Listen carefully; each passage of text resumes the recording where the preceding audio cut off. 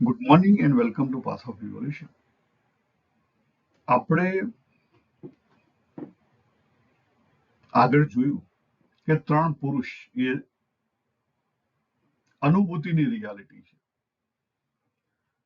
ક્ષર પુરુષ હું પોતે પણ મારી સાધનામાં ક્ષર પુરુષ હતો અને ઘણી વાર હોઉં છું. અને અક્ષર પુરુષ એ પણ તમારી અનુભૂતિ છે. તમે મહત્વ ક્યાં આપો છો એના ઉપર છે. ઉત્તમ પુરુષ આપણે જ્યાં સુધી દેહ ધારણ કરેલું છે ત્યાં સુધી આપણે ઉત્તમ પુરુષમાં જઈ શકીએ નહીં. આત્મા અને પરમાત્મા બે એક છે, પણ એમાં ભેદ છે. શું છે ભેદ? જો આ શબ્દ યાદ રાખજો. જ્યાં સુધી પ્રકૃતિ ધારણ કરેલી છે ત્યાં સુધી પરમાત્માનું નામ ભૂલી જાઓ. તો આત્મા હું પોતે, આત્મા શબ્દ પણ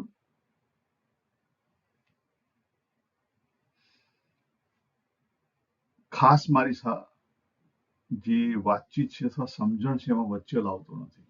એના કારણ છે કારણ કે સંસ્કૃતની અંદર, ભગવદ્ ગીતાની અંદર આત્મા શબ્દ છે એનો બહુ બધા તરીકે ઉપયોગ થયો છે. એક વાર તમે એવું માનો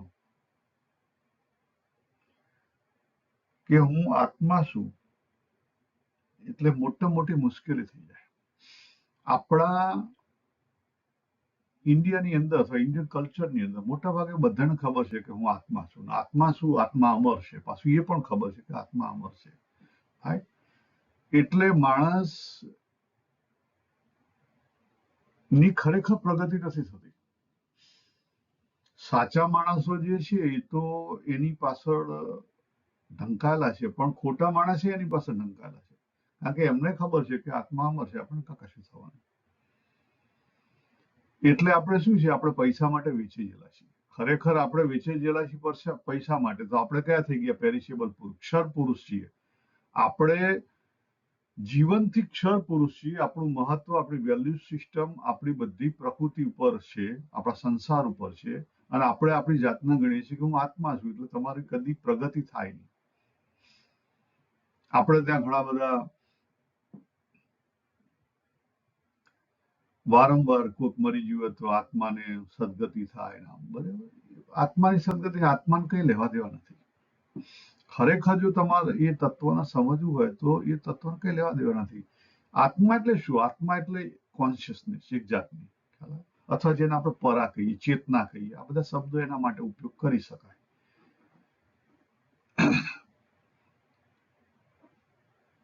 અહીંયા જો આજ સ્લાઇડની અંદર છેલ્લે લખેલું છે 13મા અધ્યાયના 34મા શ્લોકમાં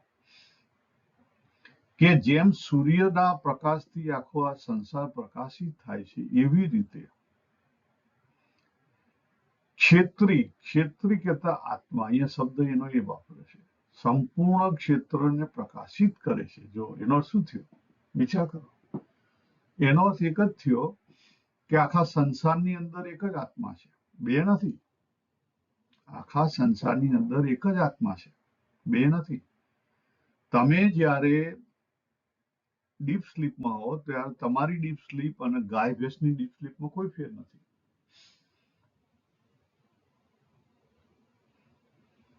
એટલે જે શબ્દ છે ને એને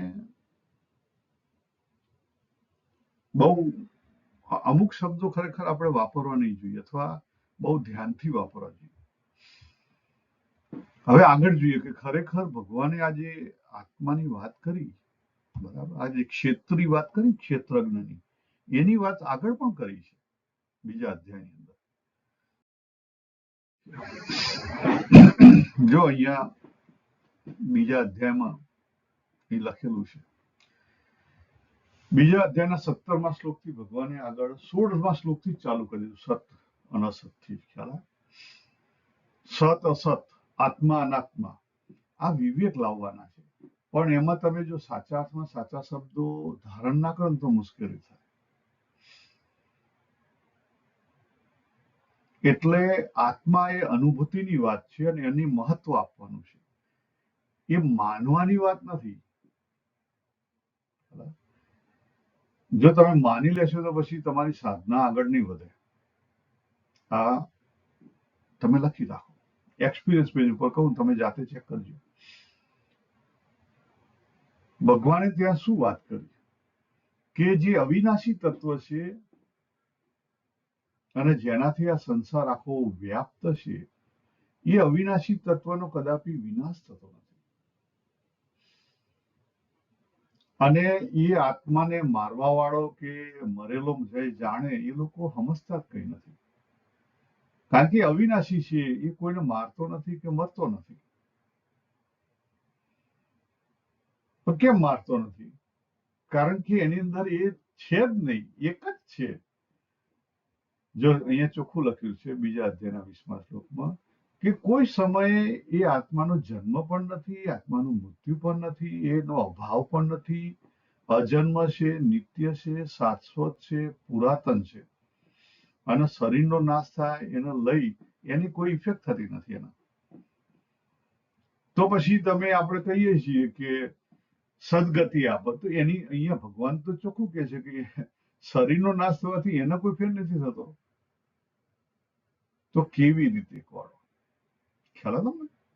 એટલે ઇન રિયાલિટી તમારે કેવું હોય તો ખરેખર આપણે સમજવું હોય તો સમજણ માટે, સાધનાની સમજણ માટે જીવ શબ્દ બરાબર છે. અને આપણો બીજો જન્મ જીવના કારણ છે. કારણ કે જીવ એટલે કોણ? જીવનું જેની પર મહત્વ હોય, જે ચેન્જેબલ એલિમેન્ટ ઉપર જેનું મહત્વ હોય એ જીવ છે. અને અનચેન્જેબલ એલિમેન્ટ ઉપર જેનું મહત્વ હોય એ અક્ષર છે. એટલે જેટલી સિમ્પલ સાદી સમજણ હશે ને એટલું મજા આવશે, નહીં તો મુશ્કેલીનો પાર નહીં, તમે ફસાઈ જશો. અને ફિલોસોફી છે ને ખરેખર આપણે ભગવાનની પ્રાપ્તિ માટે નથી. ફિલોસોફી આપણી જે બુદ્ધિની આપણને જે ચર છે ને એને ઉતારવા માટે છે. એટલે ફિલોસોફી કાયમ પકડી નહીં રાખવાની. એકવાર ક્લેરિટી થઈ ગઈ પછી ફિલોસોફીને એક બાજુ મૂકી દેવાની.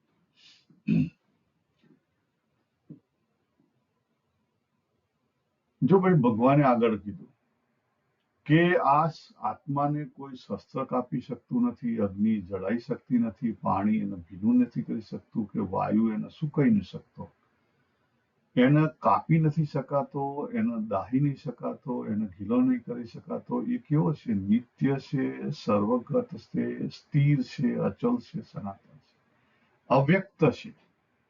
કેવો છે? અવ્યક્ત છે. એટલે આપણી અંદર દેખાવામાં ના આવે. અચિંત્ય છે. આ બહુ અગત્યનો શબ્દ છે. અચિંત્ય, આ ત્રણ શબ્દ બહુ અગત્ય. અવ્યક્ત, અચિંત્ય, અવિકારી.